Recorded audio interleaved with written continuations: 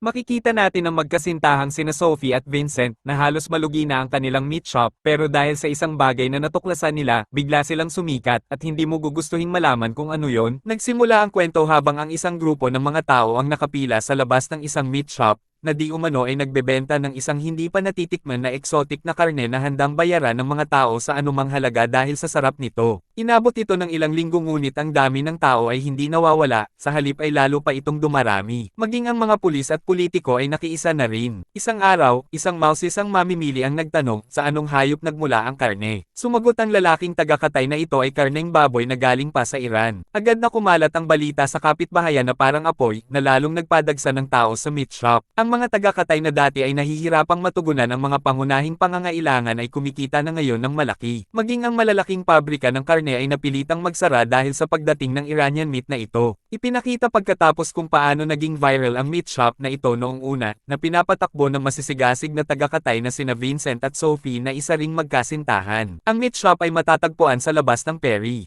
Sa unang tingin, tila maayos ang buhay ng magkasintahan, gayunpaman, ang mga bagay ay ibang-iba sa loob. Halos walang mamimili ang shop at ang mga dumarating naman ay nandidiri sa kakaibang masahe ni Vincent sa karne. Isang araw, isang grupo ng mga nakamaskarang vegan activist ang sumalakay sa shop. Naghagis sila ng dugo sa magkasintahan at sinalanta ang lugar bago tumakas. Sa galit ni Vincent, hinabol niya ang mga ito at nagawang itumba ang isa matapos ang maikling pakikipagbuno at tinanggal din niya ang maskara ng aktivista. Gayunpaman, mabilis na dumating ang mga kasamahan ng vegan at sinagip siya bago umalis. Binugbog din nila si Vincent na nag-iwan sa kanya na balisa. Nang dumaan ang araw, bumisita ang magkasintahan sa bahay ng kanilang mga kaibigang sina Stephanie at Mark para sa tanghalian. Sa kusina, umiyak si Sophie kay Stephanie at sinabi kung paano tumanggi ang bangko na bigyan sila ng loan at sila ay malapit ng mabangkarote. Noong una ay sinubukan ni Stephanie na pasayahin ang kanyang kaibigan ngunit kalaunan ay nagsimulang magmalaki tungkol sa kung gaano kalaki ang kinikita ng kanyang asawa. Ibinunyag na sina Stephanie at ang kanyang asawang si Mark ay nagmamay-ari din ng isang butcher shop na napakaganda ang takbo. Pagkaraan ng ilang sandali, habang ang dalawang magkasintahan ay naghahapunan, binanggit ni Vincent ang insidente kanina kung saan sinalanta ang kanyang shop. Una sa lahat, pinagtawanan siya ni Mark dahil sa hindi paglalagay ng anumang security measures, ngunit pagkatapos ay naglabas ito ng rifle at ibinigay kay Vincent. Binanggit niya na ang baril ay para protektahan ang meat shop mula sa mga vegan extremists.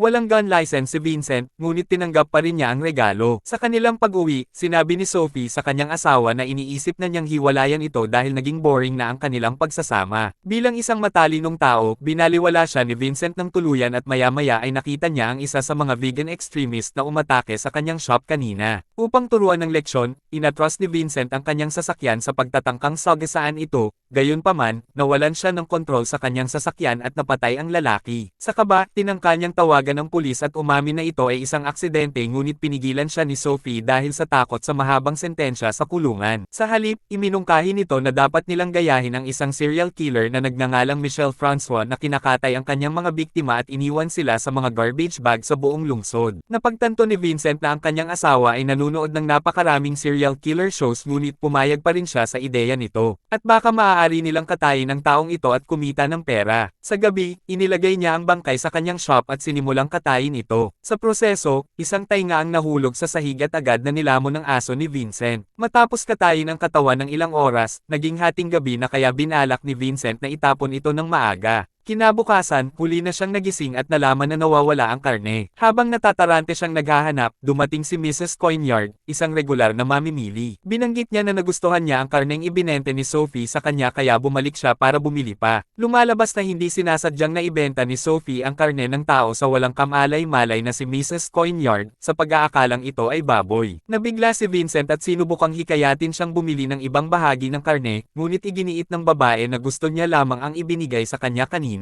Habang nagtatalo ang dalawa, naging interesado si Sophie at humiling na bumili ng karne. Dahil hindi maihayag ang katotohanan sa harap ng mamimili, nag-atubiling iniabot ni Vincent sa kanyang asawa ang isang piraso ng laman ng tao, ngunit sa kanyang pagkagulat, nagustuhan ito ni Sophie, na lalong nagpadagdag sa inip ni Mrs. Coinyard. Sa huli, gumawa ng kwento si Vincent na nakuha niya ang karne mula sa Iran at iyon ang dahilan kung bakit ito napakabihira at masarap. Pagkatapos ay nag-atubili siyang magbenta ng malaking bahagi ng karne kay Mrs. Coinyard at sa sandaling umalis ito, ibinunyag niya ang lahat sa kanyang asawa. Nakakagulat na tila hindi alintana ni Sophie ang pagkain ng laman ng tao, sa halip, iminungkahi niyang ibenta ang karne, na sinasabing maaaring ito ang pinakamahusay na paraan upang mawala ang bangkay. Gaya ng inaasahan, kinilabutan si Vincent sa kanyang mungkahi at naghandang itapon ang karne. Gayunpaman, bago niya ito magawa, isa pang mamimili ang pumasok sa shop at pinili ang karne na binili ni Mrs. Coinyard. Dahan-dahang naging paborito ang Iranian meat sa kanilang lugar at kumita ang magkasintahan ng malaking halaga matapos itong ibenta. Dahil sa mabilis na pagsikat ng produkto, naging mausisa si Vincent at kinalaunan ng gabing iyon ay nag-uwi siya ng isang piraso ng karne. Nag-aalangan siyang tinikman ito ngunit sa kanyang pagkagulat ay nagustuhan niya ito. Maya-maya ay nilapitan siya ni Sophie at ibinunyag na ang mga vegan ay may napakalinis na dugo at iyon ang dahilan kung bakit napakasarap ng kanilang laman. Iminungkahi niya pagkatapos na dapat silang manghuli ng mga vegan extremist at ibenta ang kanilang laman upang kumita ng mas malaki. Gayunpaman, pinatigil siya ni Vincent na sinasabing ito ay katawa-tawa at immoral. Bago matulog, sinabihan din niya itong huminto sa panonood ng mga serial killer show. Kinabukasan, ang anak ng magkasintahan na si Chloe ay nag-uwi ng kanyang boyfriend na si Lucas para sa tanghalian. Inihain sa kanya ng pamilya ang isang mamahaling steak ngunit agad niya itong tinanggihan. Lumalabas na siya ay isang vegan at bilang paggalang sa kanya, tumanggi na rin si Chloe na kumain. Matapos umalis ng mga vegan, napagtanto ni na Vincent at Sophie na ang lahat ng kanilang paghahanda para sa pagkain ng pamilya ay nasayang dahil sa veganism. Nagalit sila rito at nagpasya si Vincent na ituloy ang plano ni Sophie na manghuli ng mga vegan. Nang gabing iyon, nagtungo ang magkasintahan sa isang vegan restaurant at pinili ang may-ari bilang kanilang unang target. Sinundan nila ito ng ilang sandali at nagawa pa ni Vincent na makapasok sa kwarto nito dala ang isang cleaver. Gayunpaman, sa huling sandali, nawalan siya ng loob at umatras. Dahil ang unang pagtatangka ay isang kabiguan, naramdaman ng mapilit na si Sophie na kailangan nila ng higit pang pagsasanay kaya kinabukasan, bumalik ang magkasintahan na may detalyadong plano. Nagkunwari silang mga vegan at nagprotesta sa labas ng isang supermarket upang maghanap ng potensyal na vegan target. Sa huli, isang payat na lalaki ang lumapit sa kanila na pinupuri ang kanilang mga pagsisikap. Kinumbinsi siya ni Sophie na magkita sa huli sa isang parking lot upang mapag-usapan ang mga bagay tungkol sa vegan. Ayon sa plano, maagang nagtungo ang magkasintahan sa lugar at nag-rehearse ng iba't ibang paraan ng pagpatay sa kanilang target. Maya-maya ay dumating ang vegan sa isang van, ngunit sa ikinadismaya ng magkasintahan, may kasama rin itong ilan sa kanyang mga kaibigan. Dahil dito, napilitan sina Sophie at Vincent na itigil ang kanilang plano. Pagkaraan ng ilang sandali, ibinunyag ng mga vegan na sasalakayin nila ang isang meat shop kaya hiniling nila sa magkasintahan na sumama. Sa takot na mabisto, nag-atubiling sumunod sina Sophie at Vincent. Sa daan, nagsinungaling sila tungkol sa kanilang mga pagkakakilanlan at binanggit na sila ay mga florist. Matapos marating ang kanilang destinasyon, napagtanto ng magkasintahang tagakatay na ang meat shop ay pagmamay-ari ng kanilang sariling mga kaibigang sina Mark at Stephanie. Nag-alinlangan si Sophie sa ideya, ngunit si Vincent, na malinaw na naiinggit sa kanyang mayamang mga kaibigan, ay pumasok sa shop at sinimulang sirain ito kasama ang mga vegan. Sa susunod na eksena, nagtungo ang magkasintahan sa isang restaurant para maghapunan. Doon ay tinalakay nila ang mga paraan upang manghuli ng mga biktima ng hindi naghihinala. Gayunpaman, nagkaroon sila ng hindi pagkakaunawaan tungkol sa isang bagay at maya-maya ay nauwi sa isang pangit na away na naging dahilan ng galit na pag-alis ni Vincent. Habang nakaupo doon si Sophie ng mag-isa, sinamantala ng isang waiter ang pagkakataon at niligawan siya. Napagtanto ni Sophie na mayroon silang magkatulad na interes at pagkaraan ng ilang sandali, isinakay siya ng waiter. Nang makarating sila sa labas ng bahay ni Sophie, naging romantiko ang mga bagay at nagsimulang maghalikan ang dalawa. Gayunpaman, nang malaman ni Sophie na siya ay isang vegan, sinadya niyang kagatin ang dila nito na naging sanhi ng pagdurugo. Pagkatapos ay inanyayahan niya itong pumasok sa loob upang gamutin ang sugat na sinunod naman ng waiter. Habang ang lalaki ay nasa loob ng banyo, nilapitan ni Sophie si Vincent at ipinaliwanag ang sitwasyon. Gaya ng inaasahan, kinabahan ang huli at tumangging gawin ito, ngunit nagsimulang blackmail siya ng mapusok na babae, na sinasabing sisipingan niya ang waiter kung tatanggi siyang pumatay. Sa pagkakarinig nito, nawala sa sarili si Vincent at nagsimulang maghasa ng kanyang kutsilyo, ngunit sa huling sandali ay muli siyang naduwag at hinimok ang kanyang asawa na hayaan na ang lalaki. Gayunpaman, may ibang plano si Sophie.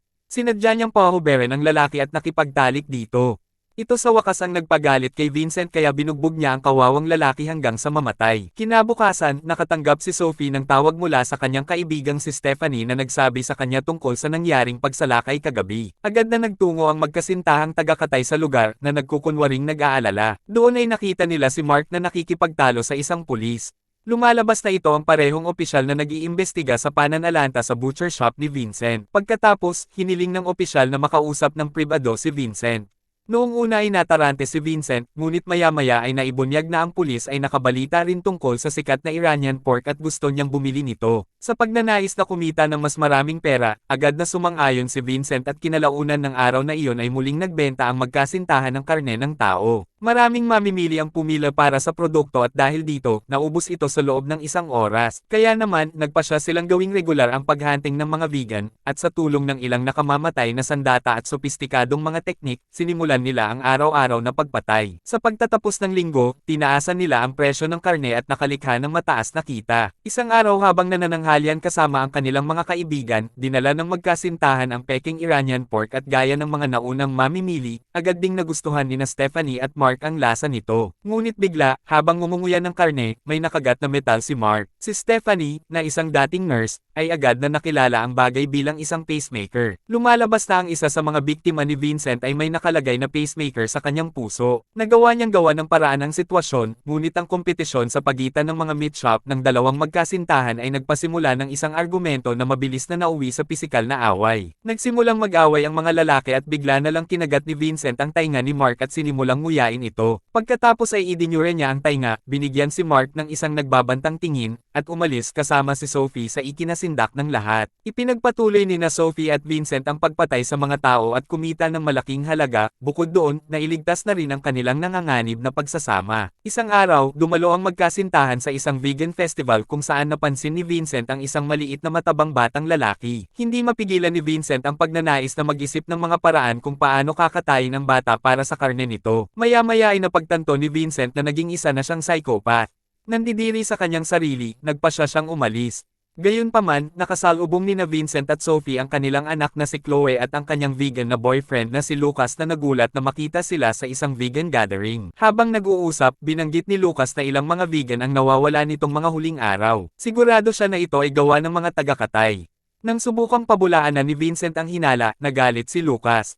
Nawala ang kanyang pasensya at sinigawan ang magkasintahang taga-katay na pinilit silang umalis sa festival. Sa kasamaang palad, ang isa sa mga vegan na dating sumama sa magkasintahan sa meat shop ni Mark ay nakarinig sa away at nagulat nang malaman na sila ay mga taga-katay pala. Sa labas ng festival, nakita ni Sophie ang isang matabang babae at hiniling sa kanyang asawa na patayin ito. Nakakalungkot dahil sa away kanina, nanambalik ang sigla ni Vincent na pumatay ng mga tao. Matapos ang trabaho, umuwi sila ng gabing iyon. Habang kinakatay ni Vincent ang babae, may kumatok sa pinto. Sa kasamaang palad, ito ang pulis. Nag-aalangang binuksan ni Vincent ang pinto at nagsimulang mag-usap ang dalawa. Ibinunyag ng opisyal na 10 vegan na ang nawawala at ang mga taga-katay ang naging pangunahing sospek. Biglang lumabas ang aso at lumakad sa likod ng opisyal na may kagat-kagat na kamay ng tao. Natarante si Vincent, ngunit mabilis niyang pinaalis ang aso sa pamamagitan ng pagsigaw dito. Naguluhan ang opisyal dito at pinagtakpan ito ni Vincent ng isang peking kwento na dumaranas siya ng PTSD simula noong huling pag-atake ng mga vegan extremists. Maya-maya ay umalis na ang opisyal ngunit naramdaman ni Vincent na may hinala na ito sa kanila. Ibinahagi niya ang kanyang mga alalahanin kay Sophie.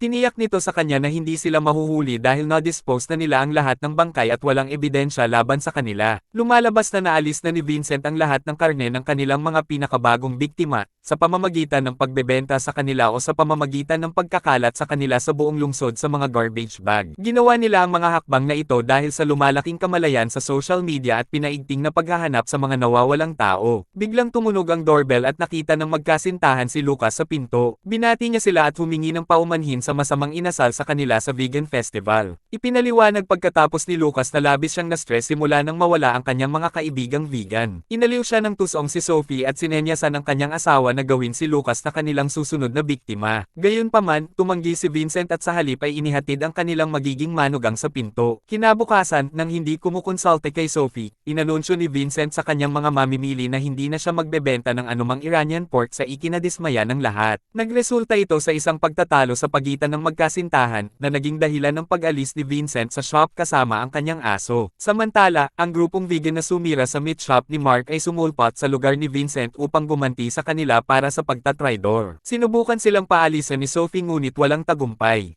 Sa halip, iginapos nila siya at binugbog ng husto. Nang bumalik si Vincent mula sa kanyang paglalakad at makita ang mga van sa labas, napagtanto niyang may mali. Nang hindi nag-aaksaya ng oras, pumasok siya sa shop dala ang isang cleaver at nakita ang mga vegan na papatayin na ang kanyang asawa. Sa galit, namagitan si Vincent at sa tulong ng kanyang aso ay pinatay ang dalawa sa kanila. Isang vegan ang nagawang itusok ang patalim sa balikat ni Vincent, ngunit sa kabutihang palad ay naalis ang pagkakatali ni Sophie sa tamang oras at tinapos siya. Nagtapos ang pelikula habang inaaresto ang magkasintahan na may 30 na biktima. Naibunyag na sina Mark at Stephanie ang mga nag-ulat ng kakaibang kilos ni Vincent sa pulis, na kalaunan ay humantong sa pagkakahuli sa magkasintahang taga-Katay. Dahil sa lala ng kanilang mga krimen, nakatanggap sina Sophie at Vincent ng parusang kamatayan.